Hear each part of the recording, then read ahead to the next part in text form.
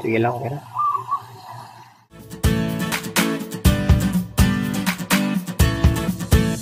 Good day guys, and for today's video, Honda XR Moto 5 Fi ay bibigyan ko yung idea kung paano mag throttle body cleaning DIY guys ha, DIY. So ngayon, para mas natin trabaho, kailangan baklasin natin ang kanyang mga fairings. Mas maigi baklasin lahat natin na ang kanyang buong cover guys, no, para walang sagabal sa pagkuha natin sa kanyang throttle body. Syempre may mga bolt yan, natatanggalin natin sa ilalim, dalawang screw bolt, mga bolt sa loob at labas ng ating fairings. Para mapabilis ang ating trabaho at hindi na magkaroon ng paghaba pa sa oras, kailangan magicin na natin ang pagbaklas ng ating cover. So ayun guys, nabaklas na natin ang kanyang buong fairings. Lahat ng mga fairings na nakasagabal sa pagtatrabaho natin sa kanyang throttle body ay baklasan natin. Ang pinakauna natin gawin guys ay kailangan tanggalin muna natin ang bolt sa kanyang air cleaner. So may dalawang bolt yan na 6mm magkabilaan. Ang gagamitin nating tools ay L-wrench na 10mm. Depende sa inyo guys, pwede rin back wrench, pwede rin T-wrench. As long as mabunot niyo ang dalawang bolt na magkabilaan sa ating air element box. Okay. So, siyempre kapag makuha natin ang dalawang bolt, next ay pwede natin hugutin ang dalawang socket sa kanyang throttle body. Yung kanyang socket sa kanyang injector, yung tinuro ko guys, at socket naman sa kanyang TPS. Para pabunot niyan ay kailangan pindutin natin ang dulo. So, yun, nakadali. Para mabunot natin ang socket ng kanyang injector. Next naman ay ang socket na naman ng kanyang TPS. So, medyo may kahirapan ng konti ang pagbunot ng kanyang TPS sockets guys. Dala na rin. First time pa itong na-throttle body cleaning. So, para masagawa natin ang pagbaklas ng kanyang socket na hindi masira, kailangan alalayan natin ng flat screw. So, sikwatin natin guys gamit ang maliit na flat screw. So, yan po ang paraan para hindi masira ang lock ng ating TPS socket. Kapag nakainkwentro kayo na mahirap sang tanggalin at napaka-tigas, so, alalayan na natin ng kaunting sikwat yan ng dahan-dahan. Huwag nating madaliin. Ang importante is hindi masira ang socket ng kanyang TPS. So, yung socket naman ng kanyang injector guys ay napakadali lang bunutin. No? Napaka-smooth. Ito lang socket ng kanyang TPS na medyo may katigasan. Pagkatapos mabunot ang dalawang socket, next naman iluwagan natin ang bolt sa kanyang throttle body.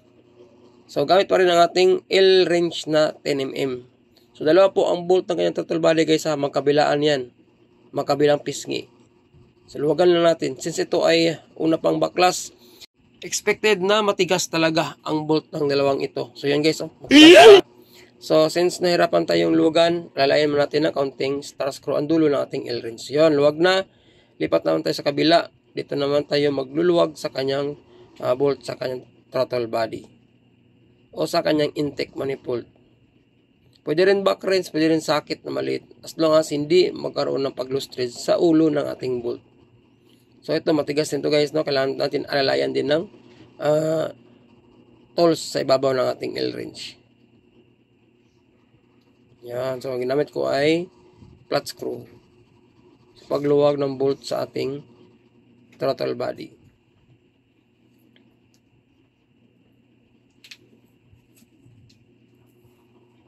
Yun o, diba? Ang tigas. Ito motor mo sa ina sa mga 4 years na mayagit is no, at never pa itong nabuksan. Next is luwagan natin ang clip ng ating air element box para mabunot na natin siya guys. So sabay sikwat. Tapos yung hose niya na connect sa kanyang makina o better hose ay tanggalin din natin. So yan guys, yung inila ko no, at sinikwat ng ating extra screw. Yan po ay breather hose. So yun, tanggal na siya. So, nakita natin ang ating throttle body, no? Ngayon, silipin natin ang bunganga ng ating throttle body, guys, kung gaano na baka itim ang laman nito. Yun, no? Klarong-klaro. Meron pa mga likabok na galing sa ating air element box. So, nito talaga siyang linisin. Since ito ay never pang nabaklas, sabi ni owner. So, yan.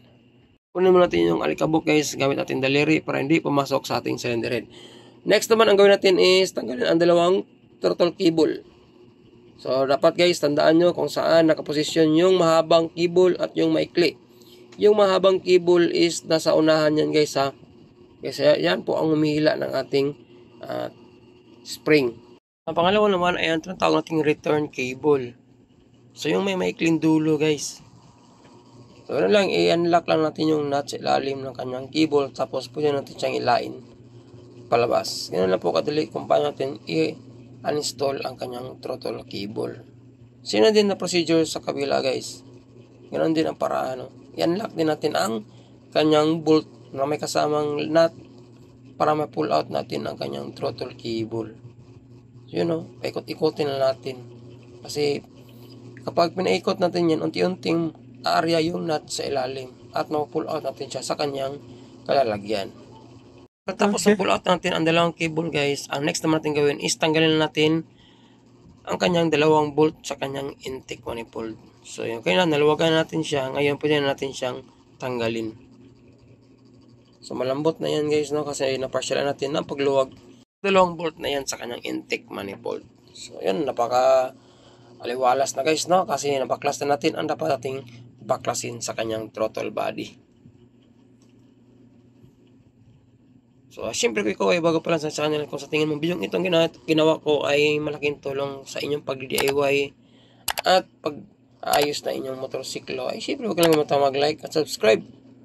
At pakipalo na sa ating Facebook page kung sa Facebook page ka nakapanood.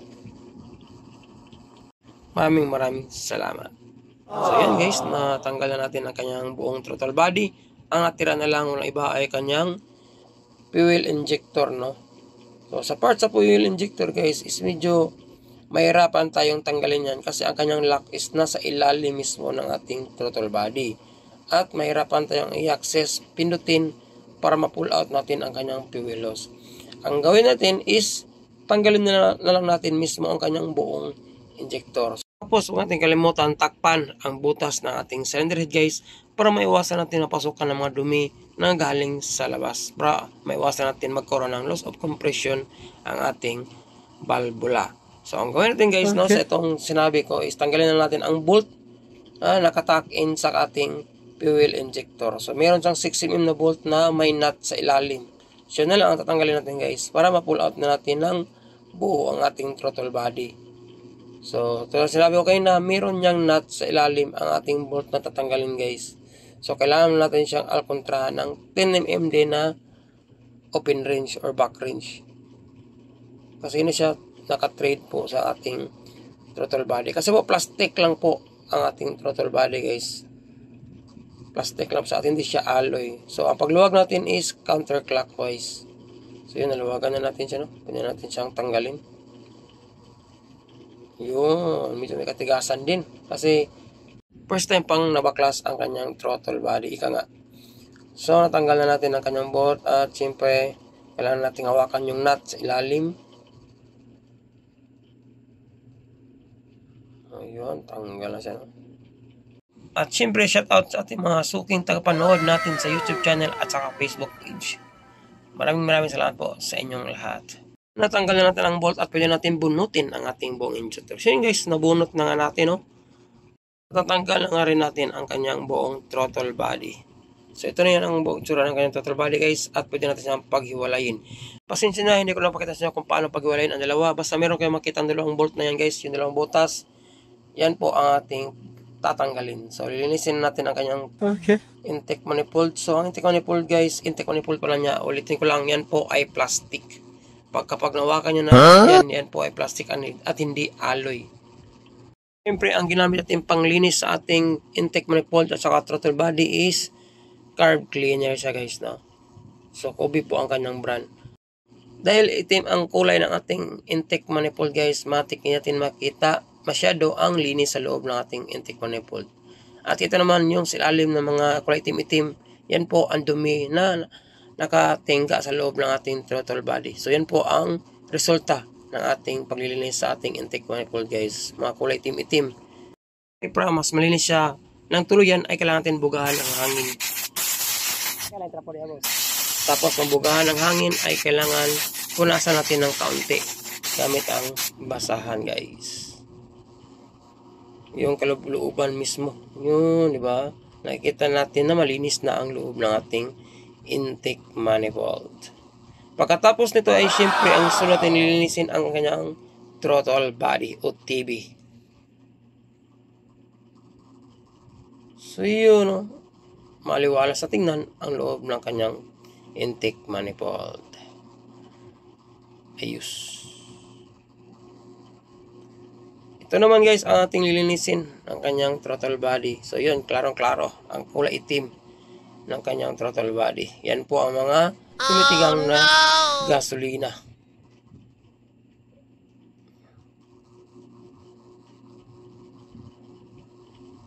So, tuntiin na natin ang paglinis ng ating throttle body guys. At tandahanan na natin ang pagbuga ng ating carb cleaner. So, kita nyo naman, diba? Yung mga tumutulong kulay itim, yan ang dumi sa loob ng ating throttle body. Since itong motor ni Bossing ay 4 years may git na hindi nalinis, so yan po ang na-impok ng mga alikabok, dumi sa kanyang throttle body guys. At syempre, kapag tayo ay naglilinis ng throttle body, mas maganda na bago din ang ilalagay nating air element sa kanyang air element box.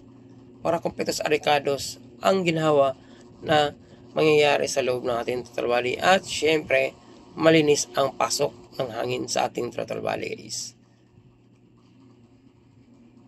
Yun, di ba? Medyo pumuti-pumuti na rin ng kaunti. At mas maigi, subukan natin yung may spring guys.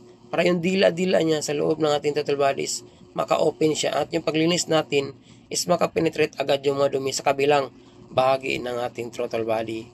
Yun o, kita nyo ba yun? Parang tinwist ko sa tagiliran. So yung lagyan ng cable.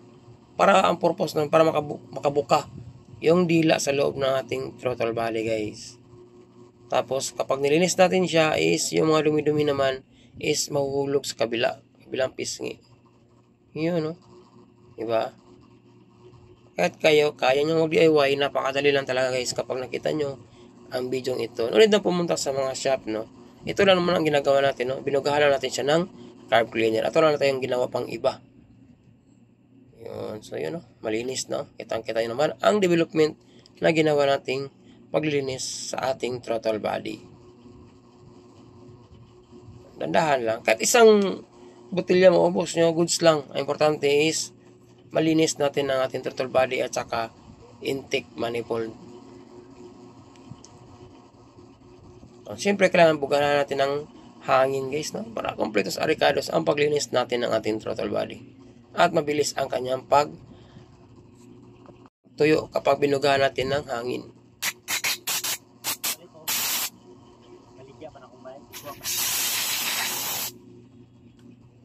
Pang pinali ng ating paglinis guys ay siyempre gagamit na naman tayo ng basahan na malinis. Yun no? So ganoon lang po talaga kung paano mag-DIY o maglinis ng throttle body sa inyong Honda XRE 125 na FI. So yun na po ang kanyang hitsura guys. Maaliwalas na no. Wala na yung maitim-itim sa loob ng ating throttle body. Wow! So pagkatapos nito ay siyempre pwede natin ikabit ang dalawa. Tandaan nyo lang yun kung paano nyo binaklas ang dalawa o pinaghiwalay. Yun din pala paraan kung paano nyo ibalik ang dalawa. Total may guide naman yan guys no? At hindi yan pwede mabaliktad at hindi rin yan mabaliktad kasi dalawa lang ang bolt ng ating throttle body at saka intake manifold. Tapos pagbalik natin sa dalawa guys, i-check natin na yung o-ring niyan guys no? Sa gitna yung kulay itim is dapat hindi yan bumuka. Dapat nasa tamang posisyon po ang ating o-ring. Para mawasan natin magkaroon ng singaw sa ating intake manifold at saka throttle body. So, paghigpit naman ito guys, no? Clockwise, tapos tama lang paghigpit. Huwag natin sobrang higpitan at wala din masyadong maluwag. Yung tama-tama lang yun na hindi mahulog ang ating bolt at hindi mapuputol. So, unang po talaga guys, napakadali lang po mag-DIY kung paano maglinis ng ating throttle body. So yun, higpitan na natin siya. Tapos sa kabila, higpitan din natin.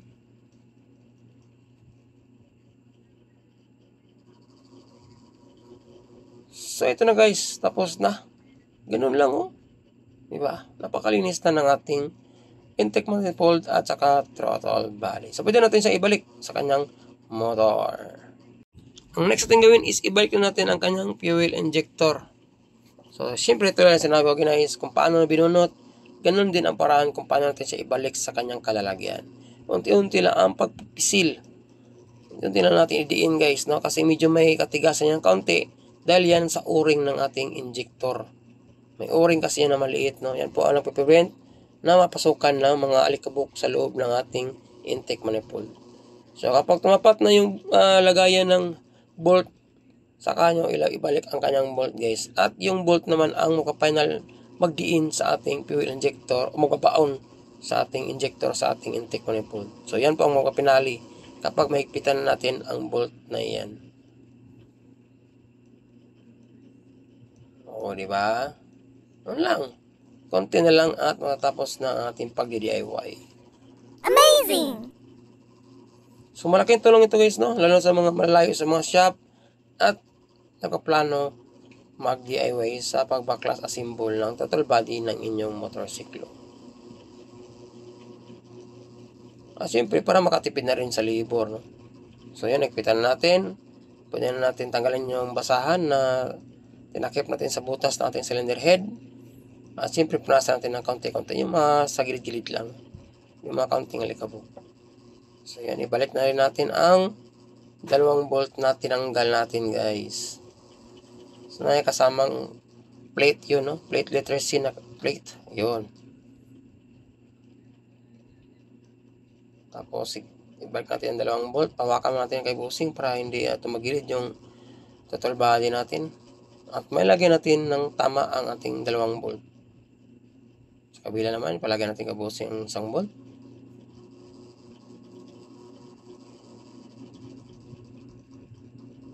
Siyempre, ang paghigpit natin ay magkabilaan para balanse lang ang paghigpit ng ating total body at hindi siya tumagilid.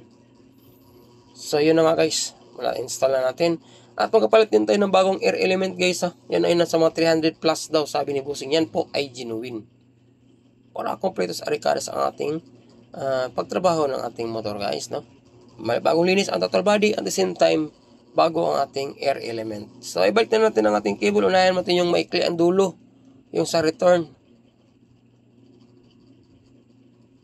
So, unahin natin yung return, guys, ha. So, medyo kinalawang na rin ang kanyang cable. At sinadjust ko kay Bossing na mas mahigi na magpa-reserve na rin or bumili na rin ng bagong total cable. Kasi biyahero pa naman si Bossing, guys, no. Baka maputulan siya ng cable sa daraanan. Since itong cable ni Bossing is sobra na rin sa 4 na taon at sapat na rin ang kanyang edad para makapalit na tayo ng bagong cable. At naramdaman din ni Bossing na medyo tumigas na ang ating throttle cable, no? At doon, na-discover natin na kinalawang na siya. Hindi na natin siya pwede pang kumpunuhin o lagyan ng oil, no? O kailangan nating i-recycle. Mas maigi since medyo kinalawang na siya, indication na niya na nagkaroon na ng problema ang kanyang makable sa loob ng ating insulator.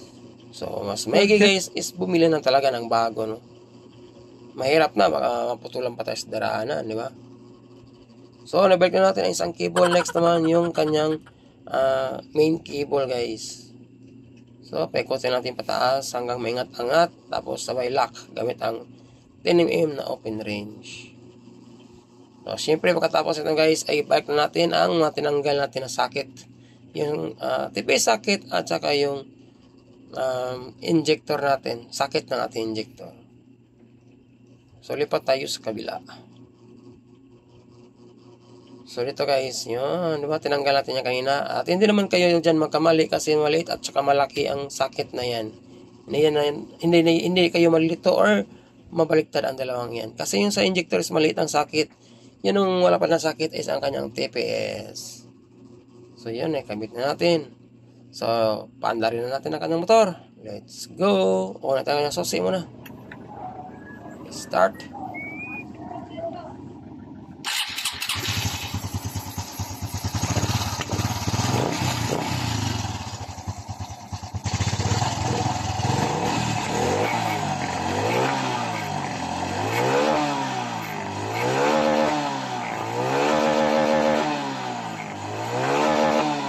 Yun, no?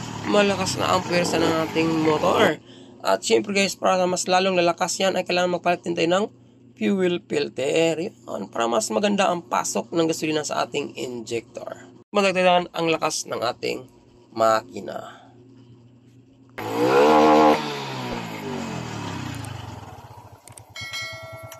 Ano kasi tayo gusto mga tagak boss. Oh, naputol na pagin gamay.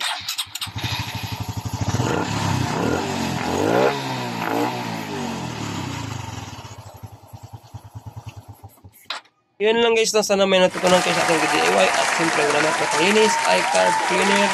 Maraming salamat at siyempre shoutout sa ating napakasipag na mekaniko at ating customer. Ride safe. God bless. See you sa aking next video. Ayos.